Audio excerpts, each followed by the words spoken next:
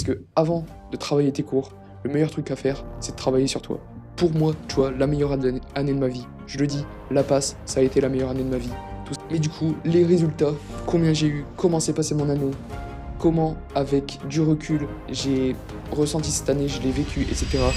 Bonjour à tous et bienvenue sur ma chaîne YouTube, nouvelle chaîne YouTube, où je souhaite réunir tous les étudiants en passe, tous les étudiants qui visent des études de santé, pour les aider à réussir cette année qui est fatidique pour eux, mais aussi pour vous partager mon expérience, mon quotidien en P2 désormais, et vous apporter toutes les clés nécessaires pour réussir la passe. Donc tout simplement dans cette première vidéo, on va tout simplement parler et je vais tout simplement, ça fait beaucoup de tout simplement, mais je vais tout simplement, mais du coup je vais vous résumer mon année de passe, mon vécu l'année dernière sur ce qui s'est passé, sur mon S1, sur mon S2, sur les vacances, les résultats du concours, etc. pour que vous puissiez vous projeter sur ce qui va vous arriver, sur ce qui vous est déjà arrivé, etc.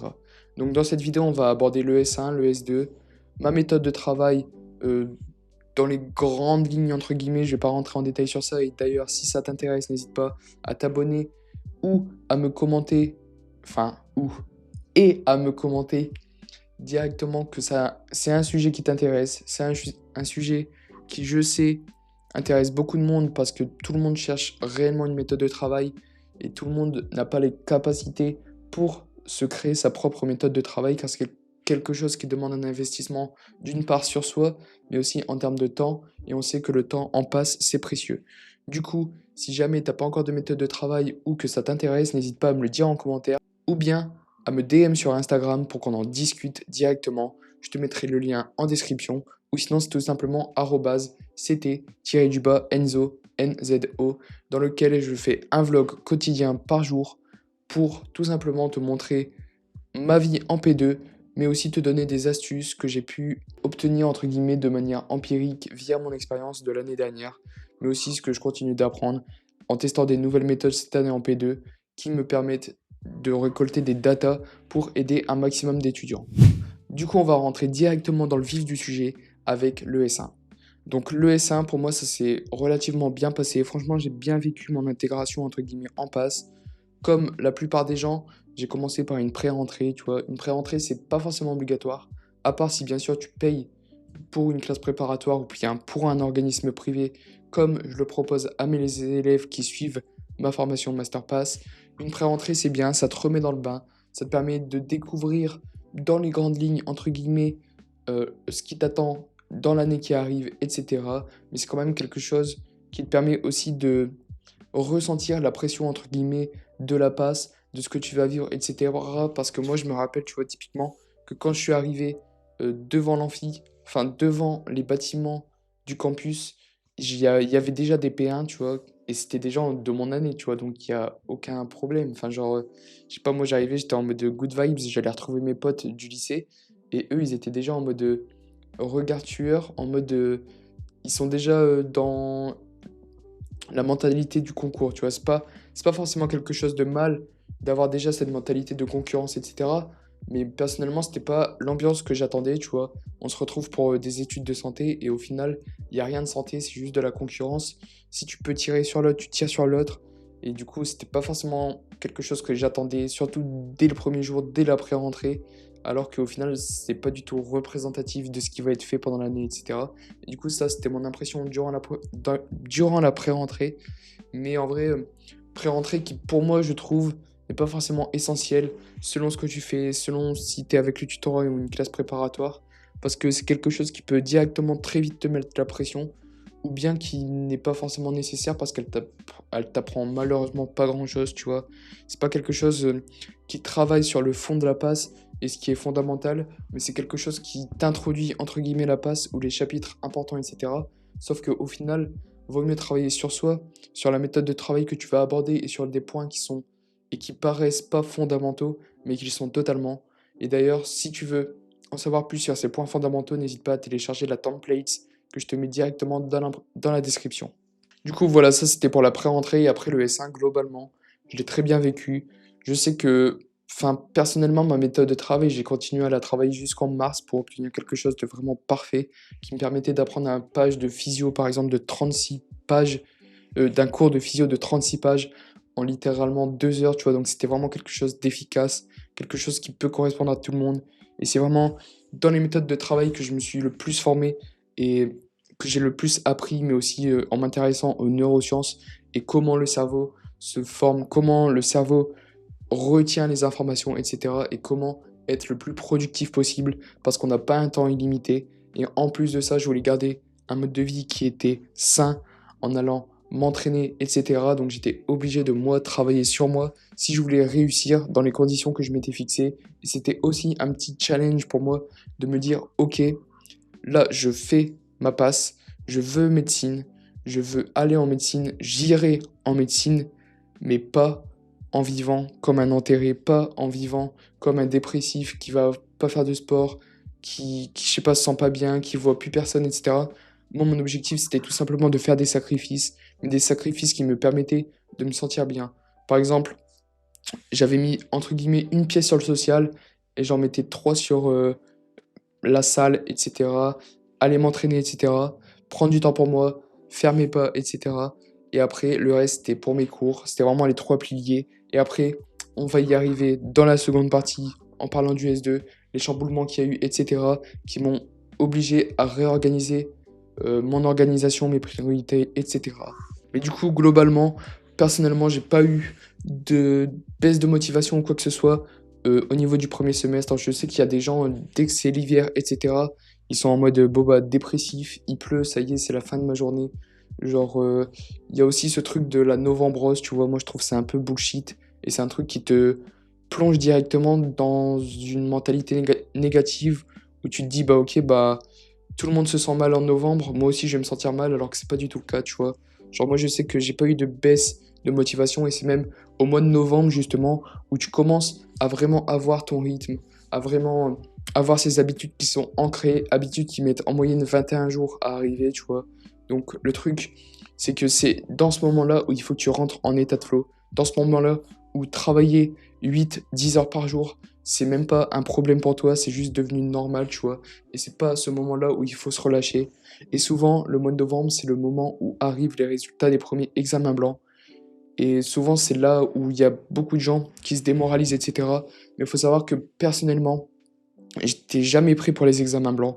C'était pas quelque chose qui me mettait la pression.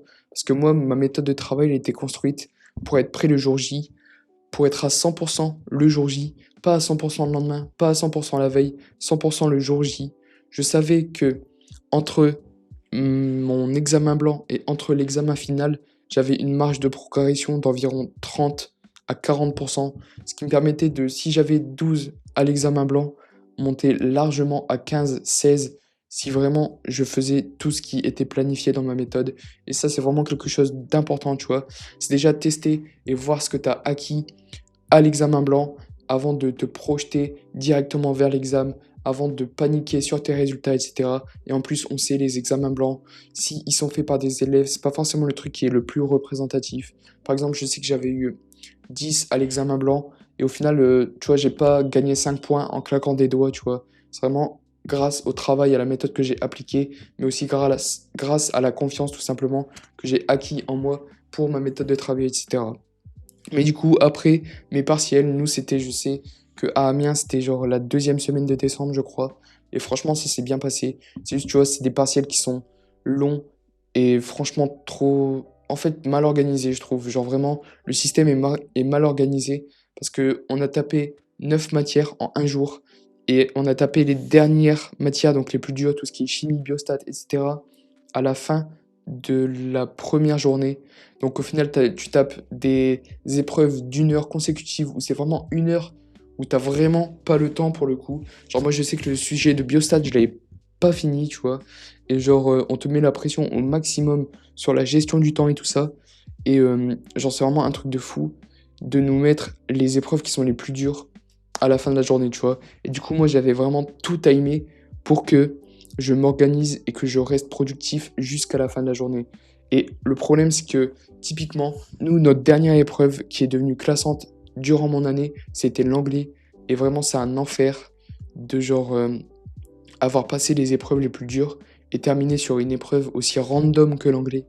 Et au final, une épreuve, tu vois, où j'ai eu 16, donc ça a montré cette linéarité et cette continuité de productivité, tu vois, durant mon examen. Et d'ailleurs, parallèle, encore une fois, avec la partie commentaire, si jamais ça t'intéresse que je te parle de comment j'ai organisé ma journée le jour de l'examen, la veille, etc., ce que j'ai emporté, ce que je mangeais, etc., pour être au maximum productif et au maximum concentré durant l'épreuve, n'hésite pas à me le dire en commentaire ou à t'abonner pour me montrer ton engagement, tout simplement. Mais du coup, après les épreuves, qu'est-ce qu'il y a? Les résultats au mois de janvier et le S2, et c'est une transition parfaite pour la deuxième partie de cette vidéo, le S2. Donc les résultats, nous, ils arrivaient début janvier, mi-janvier, entre guillemets, après malheureusement la reprise des cours. Et ça, c'est pareil, je trouve que c'est un truc qui est un peu abusé parce qu'au final, tu reprends le S2 sans savoir si tu as réellement performé, sans savoir si ton S1 s'est bien passé, sans savoir si, genre, tu es en confiance ou pas sur ton année, sans savoir si ta méthode de travail, elle a réellement marché, etc. Et même si moi, j'avais une confiance en moi qui me disait, ok, bah là, en fait, genre, tu as appliqué les choses, tu as trust the process, et ben, tout s'est bien passé, tu vois. Donc, pourquoi tu aurais des mauvais résultats, etc. Et c'est vraiment cette confiance qui m'a permis de, à la fin du S2, j'ai directement travaillé en job étudiant et en m'engageant pendant toutes les vacances, avant même d'avoir les résultats, parce que je savais que le travail que j'avais fourni était nécessaire pour me dire, ok, je suis en médecine, point, tu vois. Il n'y avait aucun doute, tu vois. Il y a juste le jour même où je me suis préparé à me dire, ok, peut-être que j'irai aux oraux, tu vois. Mais vraiment, j'avais une confiance qui me disait, ok, bah, t'as travaillé, il n'y a rien qui t'a arrêté, et il n'y a rien qui t'arrêtera. Donc, pourquoi tu douterais de toi, tu vois. Et ça, c'est vraiment un truc fondamental qui a tout fait durant mon année. C'est vraiment cette confiance et me dire, ok, j'y arriverai, j'y arriverai, j'y arriverai, j'aurai ma place en médecine, c'est tout. C'est pas un truc d'être prétentieux, d'avoir confiance en soi, c'est juste de l'ambition et l'ambition de vouloir réaliser ses actions, d'exploiter son plein potentiel, tu vois. C'est aussi simple que ça. Il y a des études qui ont été faites sur le fait que ceux qui partent déjà gagnants d'avance ont 20% de chances de plus de réussir à obtenir leurs objectifs que ceux qui partent perdants, tu vois. Et 20%, c'est juste énorme. Si tu prends la règle des 80-20, et ben tes 20% gagnants, à tout moment, tu les tapes dans la confiance que tu as acquis en toi. Et en plus, cette confiance, elle te permet de suivre tout simplement le chemin que tu veux suivre, tu vois. Et moi, je suis arrivé dans mon S2, tout simplement en n'ayant pas forcément mes résultats, mais en ayant cette confiance en moi qui me permettait de, ok, bah là, je réattaque mon S2 comme j'ai attaqué mon S1. J'ai pris de l'avance pendant les vacances sur tout ce qui était schéma d'ANAT que tu peux voir derrière, etc. Tout ça, je les ai fait pendant les vacances. C'était pas des trucs qui me prenaient la tête, qui me faisaient perdre du temps, etc. C'était des trucs que je kiffais faire, tu vois, dessiner. Alors que je déteste dessiner, mais l'anatomie, c'est tellement ma passion que genre, c'était pas un truc qui était contraignant, tu vois. Et du coup, tout était bénéf. Tout était vraiment bénéf. J'attaque mon S2 avec, tu vois, le rythme que j'avais déjà durant le S1, sans forcément travailler 10 heures par jour directement à la reprise du S2 parce que ça sert à rien, t'as pas encore énormément de cours, etc. Mais potentiellement en prenant de l'avance et en m'organisant pour justement performer et être prêt largement avant et juste affiner les petits détails pour être à 100% le jour J. Mais du coup, mon S2, il s'est très très bien passé. Franchement, euh, il était quand même plus dur et plus long que le S1 parce qu'en fait, on a eu 3 semaines de révision contre une semaine au S1. Et genre, moi, déjà, dans mes semaines de révision du S1, enfin, dans ma semaine de révision du S1, je me sentais pas forcément bien parce que là où j'avais de l'avance sur tout le monde, là où j'étais prêt avant tout le monde, et ben je me disais, ok, bah en fait, les semaines de révision, c'est le moment où les gens ils rattrapent leur retard, où ils rattrapent l'avance que j'avais pris sur eux. Et du coup, le fait d'avoir 3 semaines de révision, c'était quelque chose de vraiment horrible. Parce que j'avais l'impression de m'enfermer, tu vois, dans mes révisions et de genre ne plus déconnecter, tu vois. Même si je continuais d'aller à la salle 4 fois par semaine et tout ça, j'avais l'impression de vraiment être dans une bulle infernale où en fait, chaque semaine, tu revois les mêmes cours tout le temps. Parce que, en gros, le meilleur truc à faire durant tes semaines de révision, c'est clairement cycler tous les cours que tu as vus pour réussir à faire un tour de programme en une semaine. Et là, du coup, en 3 semaines, j'avais fait 3 tours de programme en focusant bien sûr mes points faibles, tu vois. Parce qu'il fallait rester logique, tu vois. Genre des matières comme sciences maïotiques où j'ai eu 19, ça servait à quoi que je les révise. Comme une matière comme TTQ, tu vois, qui est vraiment giga dure. Bah, il n'y a pas d'intérêt, tu vois. Et du coup, vraiment, pour moi, le plus dur durant toute mon année, c'était clairement ces semaines de révision où genre tu tournais en rond. et tu répétais la même chose sans cesse. Mais sinon, globalement, mon S2 s'est très bien passé aussi. Et c'est là où j'ai vraiment fini et finalisé ma méthode de travail. Une méthode de travail qui vraiment était plus qu'efficace au niveau du S2. Et c'est le meilleur moment pour faire la transition vers ma méthode de travail. Du coup, tout simplement, ma méthode de travail, ça consistait en réviser à des intervalles réguliers, non pas en utilisant la méthode DJ, mais en utilisant une planification qui était adaptée et organisée pour moi, tout simplement. J'ai vraiment personnalisé les trucs pour me dire, ok, ces jours-là, je révise tel cours, ceci, cela, avec tel bloc. Je mets telle méthode en place, telle méthode d'intensification. Ce que j'appelle méthode d'intensification, c'est quelque chose qu'on verra dans les prochaines vidéos. Et ça me permettait tout simplement de vraiment ancrer un cours que je connaissais pas du tout. En une semaine, c'était plié, franchement. Et ça, c'est un luxe, tu vois, de pouvoir même réviser, tu vois, plusieurs cours en un cours et réussir à tout retenir en très peu de temps, tu vois. Comme ça me permettait de prendre de l'avance, mais au maximum. Et typiquement, au mois de février, j'avais déjà fini le programme de 2 matières, tu vois. Et là, on est le 17 octobre à l'heure où j'enregistre cette vidéo. Et j'ai déjà fini le programme de P2. Il me reste juste 8 cours d'imagerie parce que c'est quelque chose où j'ai du mal à mettre une méthode de travail en place parce que c'est tout nouveau d'avoir des images à analyser, tu vois. Mais c'est vraiment le témoin, tu vois. Mon expérience témoigne de ma capacité à créer des méthodes de travail. Je dis pas ça pour être prétentieux, mais c'est juste la réalité, tu vois. Et la gestion de mon temps était vraiment parfaite, tu vois, en P1.